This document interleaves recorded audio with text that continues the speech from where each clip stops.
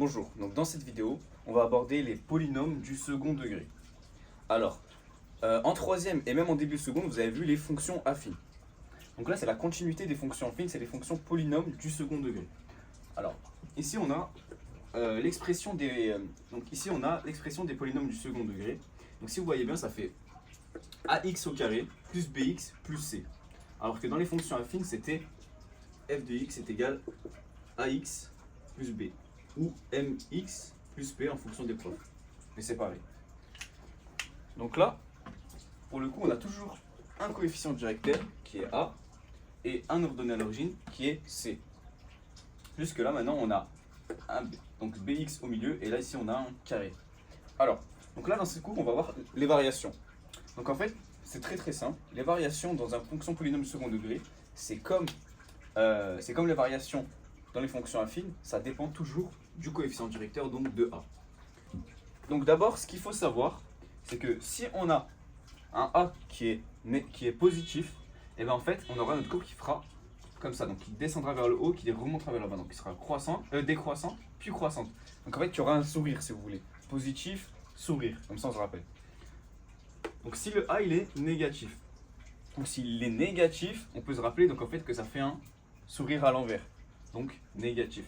Donc ça cette fois-ci, donc par exemple, donc là il va être décroissant puis croissant, et là il va être croissant puis décroissant.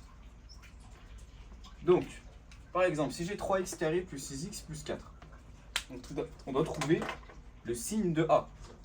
Donc a il est égal à combien? Pour le coup, a il est égal à 3. Donc il est positif. Donc s'il est positif, ça veut dire que on aura un sourire comme ça. Ok, ça c'est la première chose. On sait qu'il va être décroissant, donc je fais le tableau comme ça.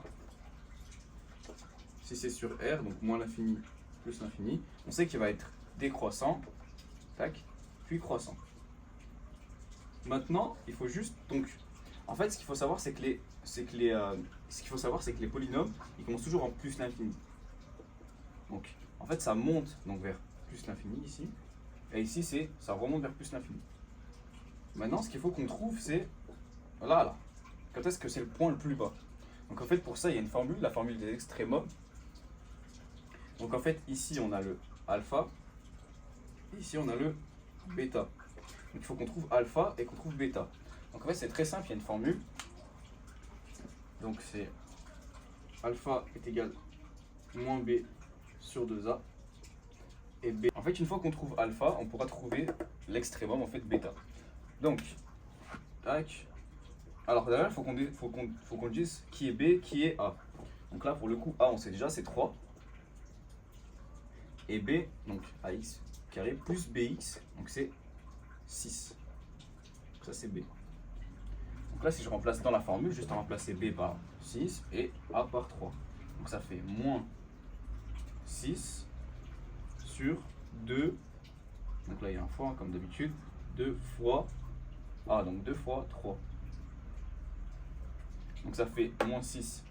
Ça fait donc 6 sur 6, donc à la fin, ça fait moins 1. C'est-à-dire que ici, pour le alpha, on a moins 1. Et du coup, pour trouver le bêta, comment est-ce qu'on fait en fait? En fait, c'est tout simple. On a juste, donc on sait que ça c'est le x, en fait, bêta, alpha. En fait, on va juste faire f de moins 1. Donc si on fait f de moins 1, ça veut dire qu'on remplace juste 1 à la place de x. Donc ça fait f de moins 1, pardon, parce que c'était moins 1, est égal donc 3 fois moins 1 au carré, plus 6 fois moins 1, plus 4. Donc vous tapez ça à la calculatrice, ça fait 5, moins 5.